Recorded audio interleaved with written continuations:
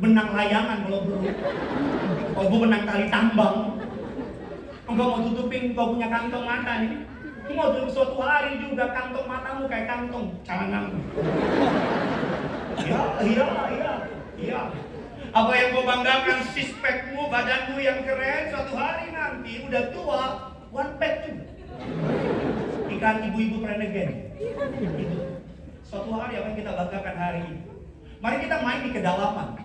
Mari kita main apa yang esensi. Mari kita bermain dari apa yang penting. Mari kita mengarahkan pandangan kita kepada apa yang benar-benar penting. Apa maksudnya? Mari kita mengarahkan pandangan kita apa yang kita bawa mati. Itu yang penting. Kalau yang saudara nggak bawa mati nggak penting. HP-mu, apa yang penting? Ada yang jam, mobil dan sebagainya. Ketika kau mati, kau nggak akan bawa. Mau nonton siapa kau di surga? Kau mau WA? Guys, udah sampai nih. Datang dong kemari.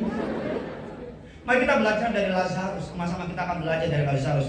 Injil Yohanes 11. Pay attention, fokus ke depan semua. HP-mu hanya dipakai untuk melihat ayat. Jangan melihat status orang lain, apalagi melihat mantanmu lagi dengan siapa. Ada orang udah putus tapi tiap hari pakai akun palsu liatin mantan. Kalau ada orang di tempat nanti maju saya doain. Roh sengsara lepas. Ada kok ada setiap orang sini punya akun palsu sekarang tahu. Cuman buat lihat jelek cewek. Walaupun jelek, dia tinggalin kau buat dia. Makan, mampus. Dia makin menderita hidupnya.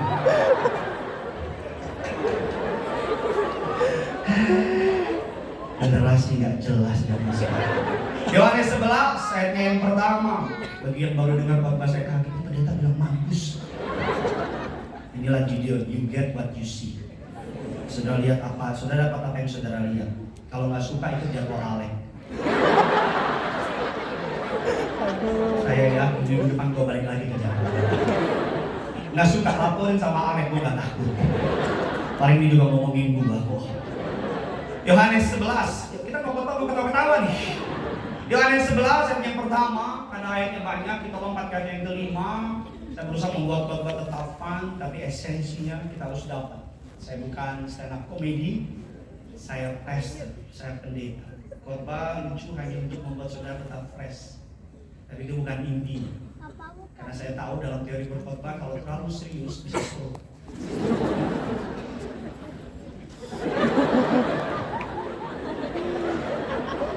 Sampai pulang bilang ngomong apa udah banyak lalu. Jadi ada fun-nya, ada lucunya. Saya sengaja buat itu. Terus tetap fresh, tapi please never forget bahwa bintang utamanya adalah Yesus. Orang utamanya adalah Yesus. Mari kita masuk ke Yohanes 11 ayat yang pertama. Saya baca ayat yang pertama, saya baca ayatnya yang kelima dan keenam. Kita sama saya baca ayat yang pertama. Ada seorang yang sedang sakit. Ini sangat keren sekali. Ada seorang yang sedang sakit, namanya Lazarus. Ia tinggal di Betania, kampung Maria dan adiknya Marta. Ayat yang kelima, saudara. Ayatnya yang keenam, namun setelah didengarnya bahwa Lazarus sakit, ia sengaja tinggal 2 hari lagi di tempat di mana ia berada. Mari kita lihat dari satu ayat demi satu ayat. Yang pertama dikatakan di sebuah kampung, yang pertama ada seorang yang sedang sakit. Alkitab memberikan informasi menarik. Ada seorang yang sedang sakit yang namanya Lazarus. Ia tinggal di Betania, kampung Maria dan adiknya Marta. Alkitab memberikan informasi ada orang yang sedang sakit. Sakitnya parah, ada urgensi di sana, ada ketergesaan di sana. Kita lihat di ayat yang kelima, ada kabar baik bagi orang yang sakit itu. Yang punya dunia, yang punya surga, mengasihi orang yang sakit itu. Yesus memang mengasihi Marta dan kakaknya dan Lazarus. Ayat ini menggambarkan di keadaan Lazarus yang sakit, kabar baiknya yang dapat menyembuhkan sakit penyakitnya sayang sama dia. Ini kabar baik kan? Yang dapat menyembuhkan sakit penyakitnya, yang berkuasa menyembuhkan sakit penyakitnya sayang sama dia. Harusnya ayatnya yang ke-6 lanjut dengan kalimat maka Yesus segera pergi menjumpai Lazarus. Tapi ayat yang ke-6 mengatakan demikian. Ayat yang ke-6, namun setelah didengarnya bahwa Lazarus sakit, Ia apa? Sengaja. Sama-sama bilang sama saya, sengaja. Kadang-kadang kita berdoa, kita pasangan hidup dari Tuhan, dan Tuhan bilang, aku sengaja biarin kamu nunggu. Kadang-kadang kita minta keturunan dari Tuhan, Tuhan bilang, aku sengaja membiarkan kamu nunggu. Kadang-kadang kita mencari pekerjaan, kadang-kadang Tuhan menjawab langsung. Tapi seringkali ketika kita udah mulai lama ikut Tuhan, dewasa ikut Tuhan, Tuhan seringkali gak jawab langsung. Ada orang yang sakitnya langsung disembuhkan, ada orang yang bertahun-tahun baru disembuhkan. Apa ukurannya? Tuhan yang tahu. Alkitab katakan Lazarus hampir mati. Urgensinya begitu tinggi. Selalu saya bilang, apa yang penting buat kita belum tentu penting buat Tuhan. Apa yang urgent buat kita belum tentu urgent buat Tuhan. Yang urgent buat Tuhan itu apa? Bertobat. Yang urgent buat Tuhan apa? Ngampuni. Yang urgent buat Tuhan apa? Kalau engkau pacaran dengan beda agama, malam ini putusin. Ya, dan nanti malam ini putusin. Gak usah didengerin. Ya, karena ada beberapa orang yang pengen berusaha men-steal, mencuri fokus sama firman.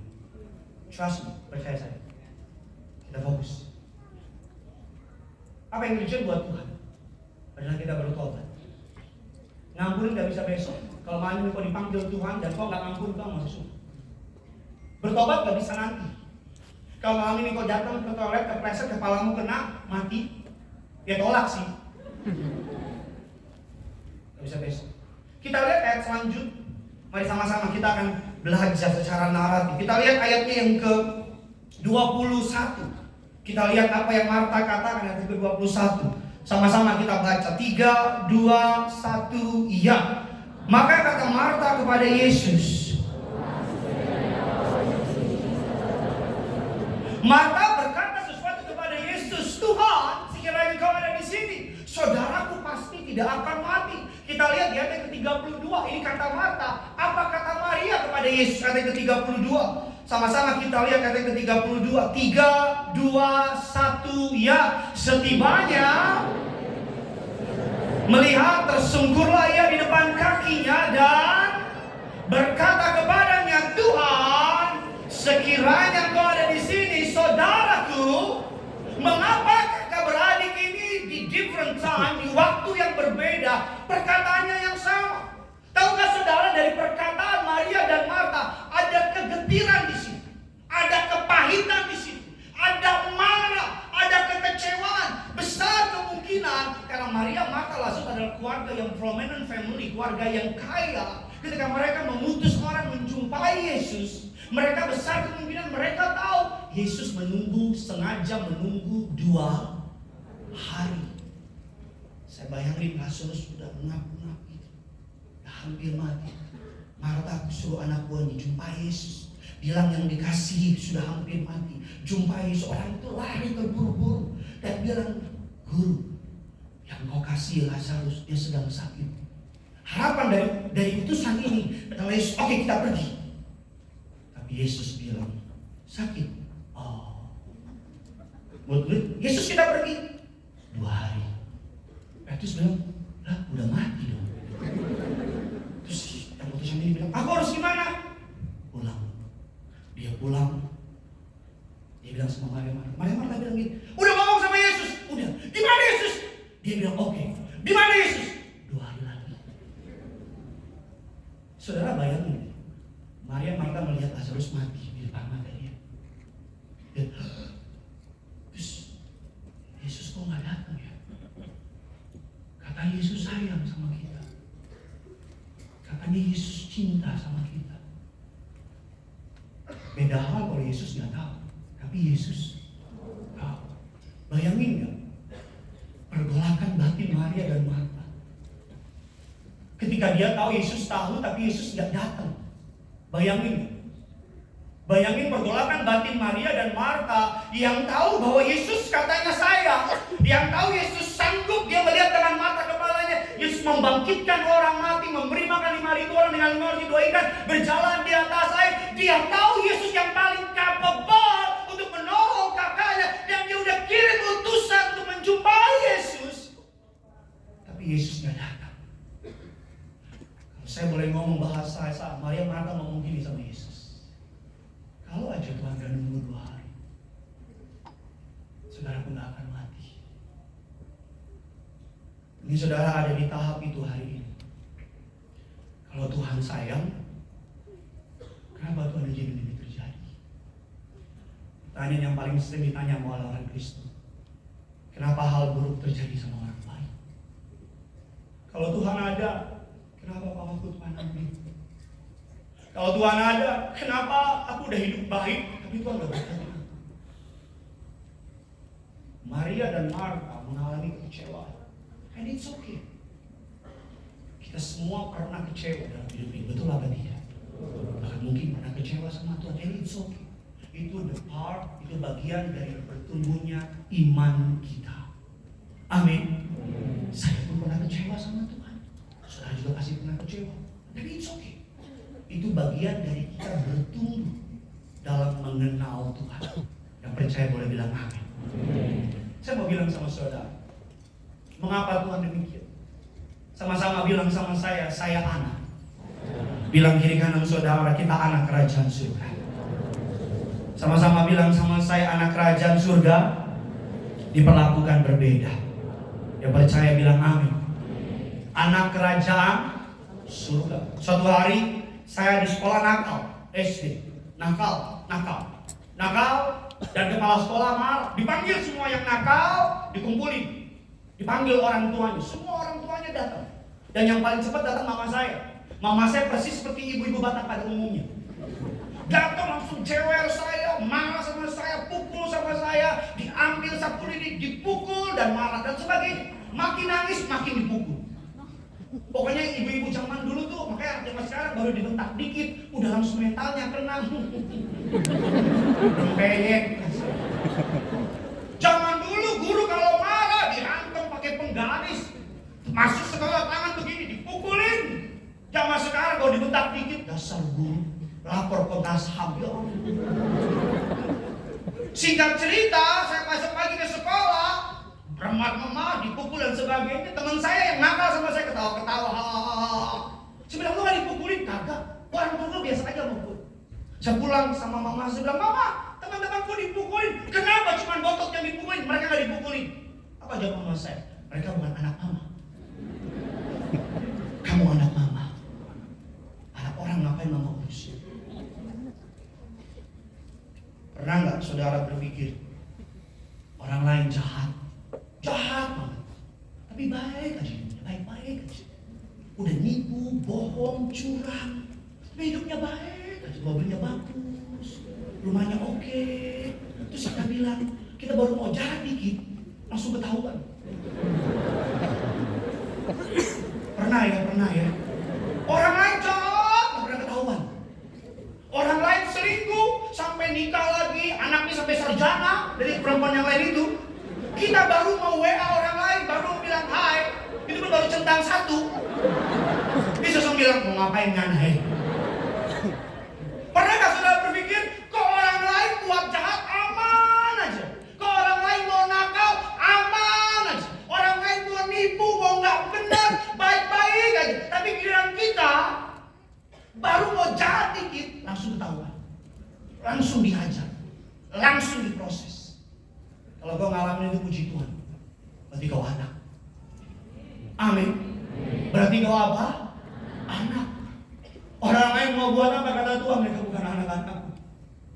Tapi kalau saudara lagi mau buat aneh-aneh, langsung Tuhan ingetin, Tuhan tegur, berarti kau anak kerajaan surga. Alkitab bilang, barang siapa aku kasih, dia aku tegur dan aku hajar.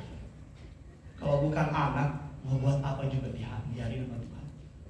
Tapi engkau berbeda. Sama-sama bilang sama saya berbeda. Mau pacaran sama beda agama, langsung kebayang-bayang firman Tuhan. Mau buat yang aneh-aneh, ketahuan. Mau lakuin yang gak benar, ada aja yang gak bisa. Dan tuh bingung, kok orang jahat apa aja bebas? Kok saya kok apa-apa gak bisa? Karena kau ada. Tuhan gak mau kau binasa. Tuhan gak mau kau terhilang. Tuhan gak akan tinggal diam melihat saudara berjalan ke langkah yang gak benar. Sama-sama bilang kiri kanan saudara, hai anak kerajaan surga. Bilang sama yang baru ngomong, kita jangan nakal-nakal ya. Yang percaya kasih tepuk tangan dulu. Mari sama-sama kita melihat sebuah ayat yang menarik. Sama-sama kita melihat dalam Injil Yohanes 11 ayatnya yang ke-35 dan 36. Ayat paling pendek di Alkitab, ayat 35. Kalau saudara mau hafal ayat Alkitab, hafal ayat ini. Yuk sama-sama kita baca 3, 2, ya. Selamat sudah hafal saudara. Ini ayat paling pendek, Inggrisnya lebih pendek lagi. Jesus wept, that's it. Jadi kalau saudara udah hafal ayat ini, ada yang salah sama otak. Maka menangislah Yesus. Ayat yang ke-36 sama-sama kita baca. Kata orang-orang Yahudi, lihatlah betapa kasihnya kepadanya. Saya mau tanya sama saudara, apa yang membuat Yesus menangis? Kira-kira apa yang membuat Yesus menangis? Mengapa Yesus menangis? Apa?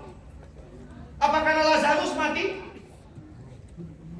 Speaker? Yesus menangis, kita lihat saudara firman Allah dalam ayatnya yang ke-33. Sama-sama kita baca ayat ke-33. 1, 2, ya, ketiga.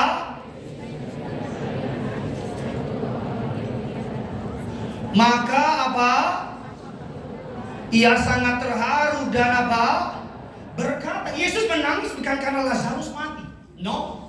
Karena Yesus tahu Lazarus akan dibangkitkan. Yesus tahu bahwa Lazarus tidak akan mati selamanya. Yesus menangis karena melihat Maria menangis. Yesus menangis karena melihat orang-orang yang bersama-sama dengan mereka menangis. Yesus tuh benci banget, marah banget sama kematian. Karena kematian membuat manusia takut. That's why ketika dia mati di kayu salib, dia berkata dan bangkit dari kematian, dia berkata, hai maut, di mana sengatmu? Kematian telah dikalahkan. Apa yang paling ditakuti oleh manusia sudah Yesus kalahkan. Tanggal 7 ini Jumat Agung. Please, otakmu bukan puncak. Otakmu bukan Bandung. Otakmu gereja. Otakmu apa? Persiapkan. Kalau bisa puasa. Take time. Ambil waktu sama Tuhan. Biar Paskah tahun ini different dari Paskah tahun lalu. Amin. Jumat Agung datang. Nanti Jumat Agung ini penuh pasti. Yang gak pernah kelihatan Kristen yang muncul. Kamu Kristen hari ini Pak. Besok datang. Jumat datang, Minggu juga datang. Kalau cuma Jumat datang, Minggu gak datang, berarti dia cuma mati dan gak bangkit.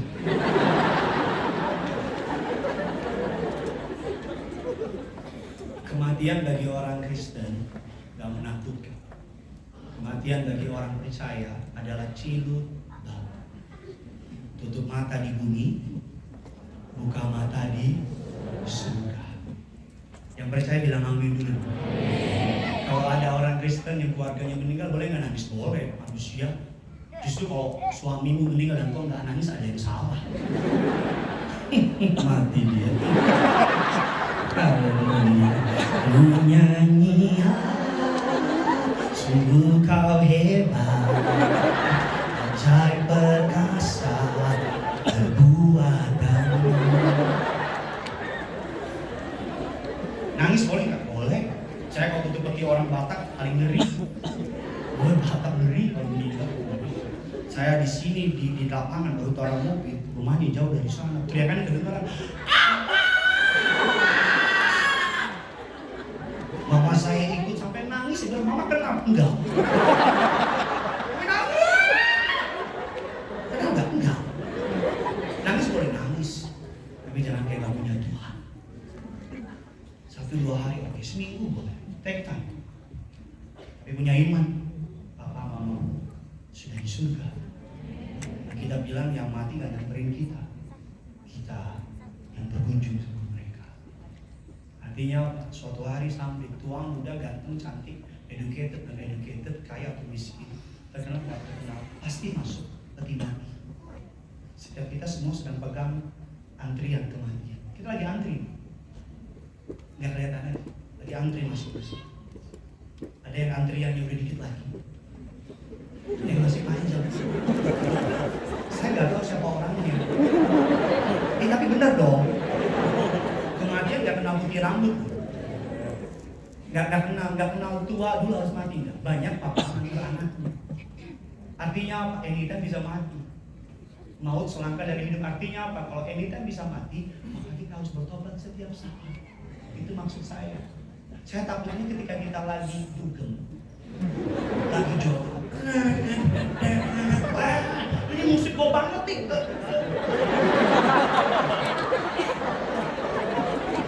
Lucu ya. Tapi bisa terjadi nggak? Saya takutnya kita lagi karaoke sama cewek-cewek nggak bener, ya kan? Nyanyi lagu, ya kan? Don't tell me it's the end of the world. It's ending when you say kata Tuhan goodbye.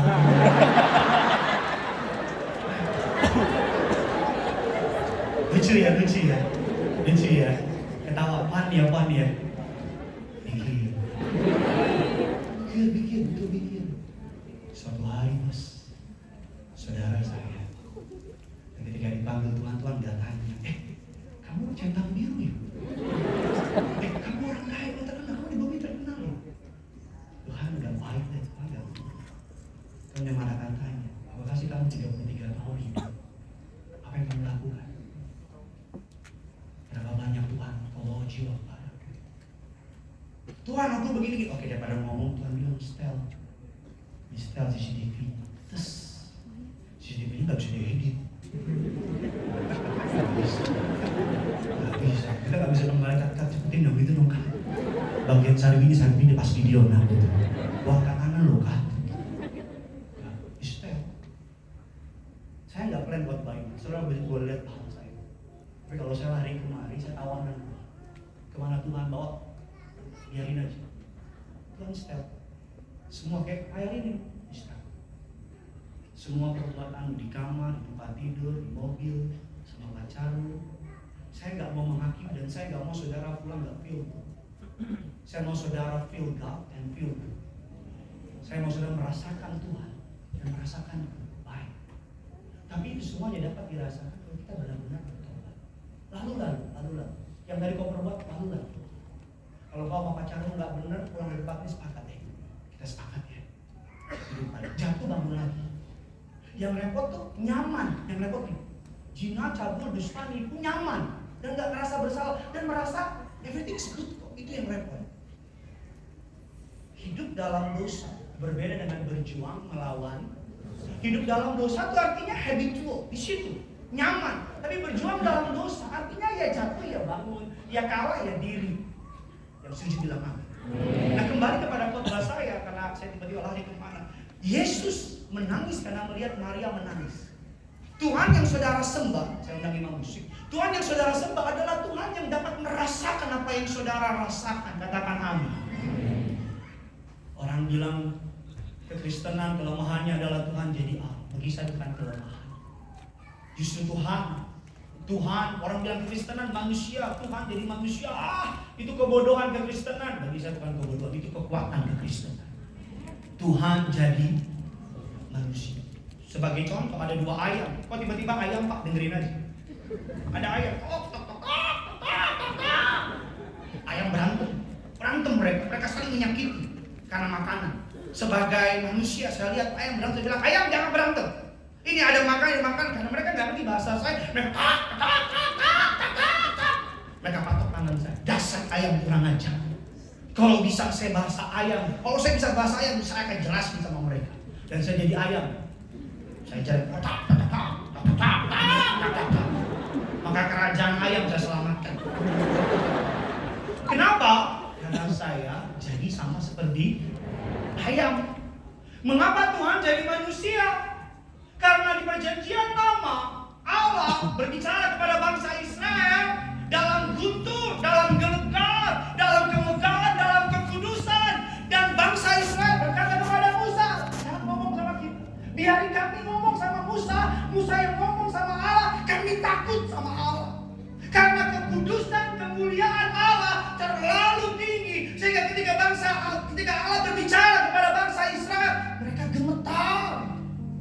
minta perantara. Dan karena Allah sayang sama saudara, Allah nggak mau pakai perantara lagi. Dia utus Yesus dalam rupa manusia yang tak terbatas jadi terbatas. Tuhan jadi manusia. Dalam segala kemegahannya, dia membatasi dirinya jadi manusia. Untuk apa?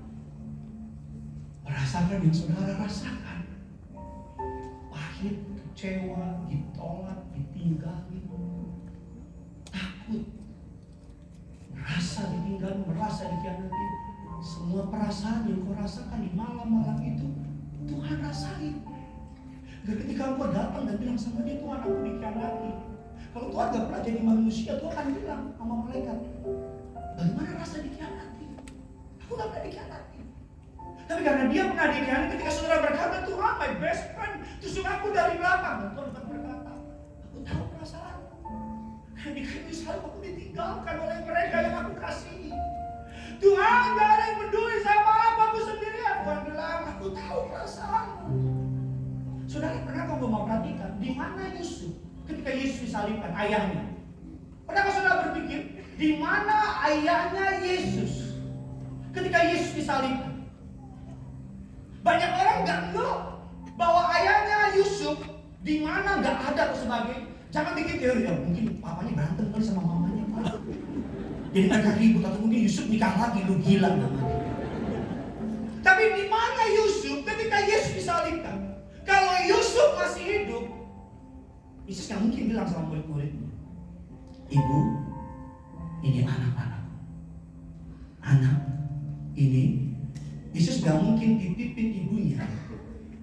Sama, kalau Yusuf masih hidup ketika Yesus bilang, murid-murid titip mamaku ya. Papa akan bilang, Yesus tuh gila ya. Gue masih hidup kan? Beberapa teolog sepakat Yusuf meninggal di usia remaja Yesus. Dan bagi saya yang gak punya histori sama Papa, itu sebuah relief buat saya. Yesus merasakan fathers di bumi. Dia tahu rasanya hanya punya ibu, papanya. Dan saya baru muncul umur 30 karena dia selama dia remaja dia established. Dia bekerja dalam usaha kayu keluarganya. Dan dia juga belajar sebagai rabi. Jadi ada istilah Yesus ke India dan sebagainya itu gak beres. Yesus mempersiapkan dirinya jadi rabi dan juga bekerja untuk menghidupi keluarga. Jadi Yesus tahu perasaan bagi saudara yang punya orang tua gak lengkap. Yesus tahu perasaan ketika saudara dikhianati, ditinggal, ditusuk. And thanks God. Ibrani 4 ayat 15 mengatakan demikian. Saya akan tutup dengan ayat ini. Sama-sama kita baca. 3, 2, ya. Sebab sebaliknya sama dengan kita, ia hanya tidak apa?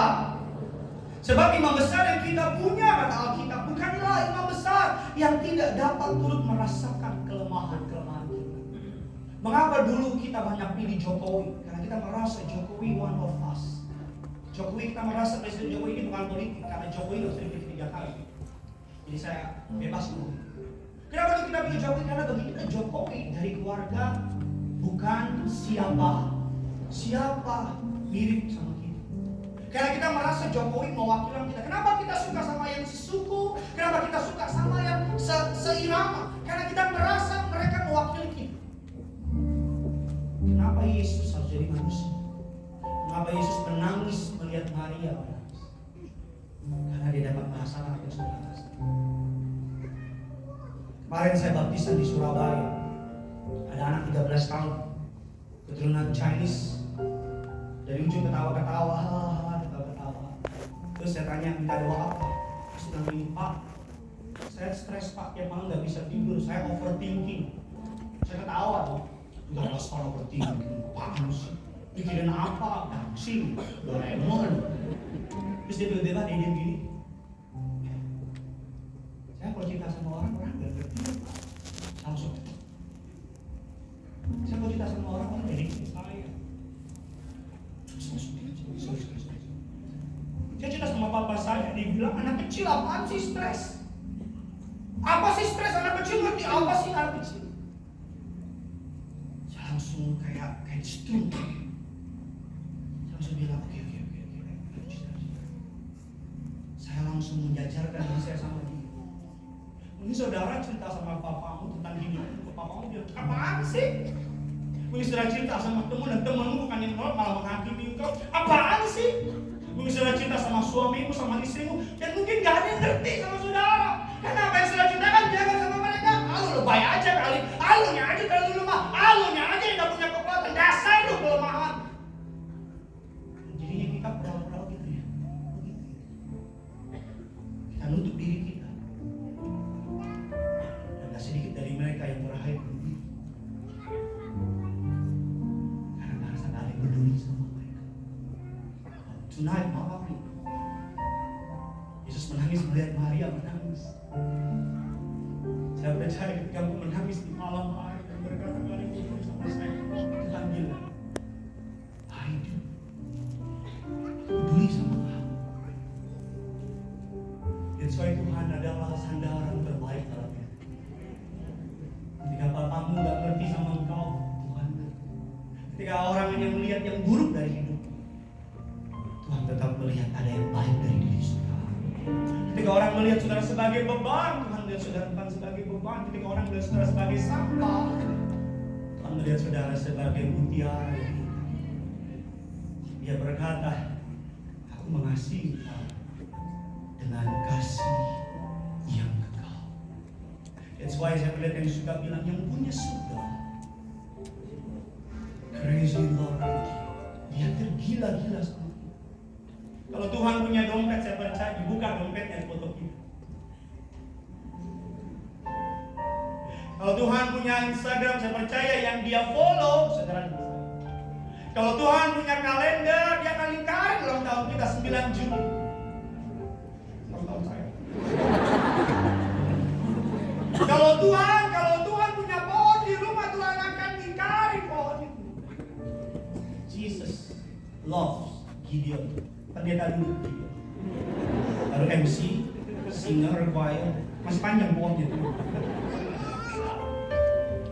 Kalau Tuhan punya HP, saya percaya sama seperti saya. Saudara boleh lihat di HP saya, profile picture-nya my son. And I love them. Saya cinta banget sama mereka. 2 anak saya. Setiap kali saya capek, saya lihat mereka. Dan kalau Tuhan punya HP,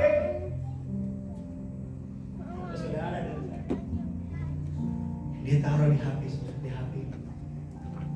Kalau Tuhan ngomong sama malaikat, Tuhan bilang, look at my son. Aku punya rancangan yang besar sama dia. Aku punya masa depan yang indah sama dia. Dia kadang-kadang suka merasa gak layak. Dia kadang-kadang suka merasa lemah. Tapi selama dia gak menyerah dalam hidupnya, aku akan menyediakan hari depan yang penuh harapan.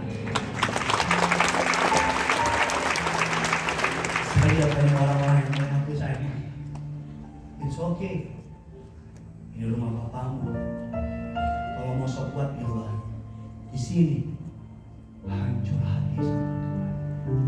Berlutut di hadapan Tuhan, agar kau dapat berdiri di hadapan siapa yang punya surga, crazy love. Ada sama-sama kita bangkit berdiri, kita datang sama Tuhan. Ada banyak yang diberkati firman Tuhan di dalam baik